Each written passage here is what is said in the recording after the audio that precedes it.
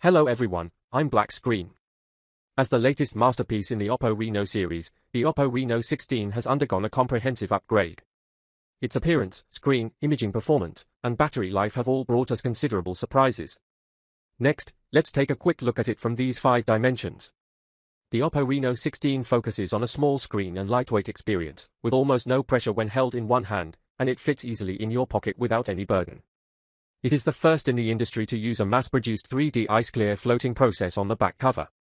Behind it is embedded micro-nano printing technology, with millions of photon structures and micro-lenses arranged under the flat glass. When the angle of light changes, the planet pattern on the back will present a realistic 3-dimensional floating effect. The camera module adopts an integrated cool-tune solution, and the middle frame is made of frosted aluminum alloy, which makes it feel very solid in the hand. It also supports the full level of water and dust resistance of IP66, IP68, IP69, and IP69K. You don't need to worry about everyday splashes of water or dust. The OPPO Reno16 comes standard with a 6.32-inch OLED flexible straight screen with a resolution of 2640 by 1216 and supports 120 Hz multi-level refresh rate adjustment. Browsing news feeds and watching short videos is very smooth. LTPS technology also balances smoothness and power consumption well. Imaging is the focus of this upgrade. The OPPO Reno16 series brings many innovative live camera features. The OPPO Reno16 has a full focal length combination of a 200-megapixel main camera, a 50-megapixel ultra-wide-angle camera, and a 55-megapixel telephoto camera. The front camera also reaches 50 megapixels.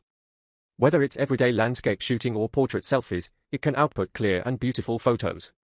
The most interesting feature is the live camera mode. The OPPO Reno16 supports live camera on both the front and rear cameras. Pressing the shutter button records the time before and after the shot. With 1.5 seconds of dynamic content and sound, you can capture the most vivid and natural expressions when photographing children or pets, avoiding stiff expressions. Live photos shared on social media have a more atmospheric feel than still photos, and they are more immersive when documenting travel or parties. Let's take a look at some sample photos.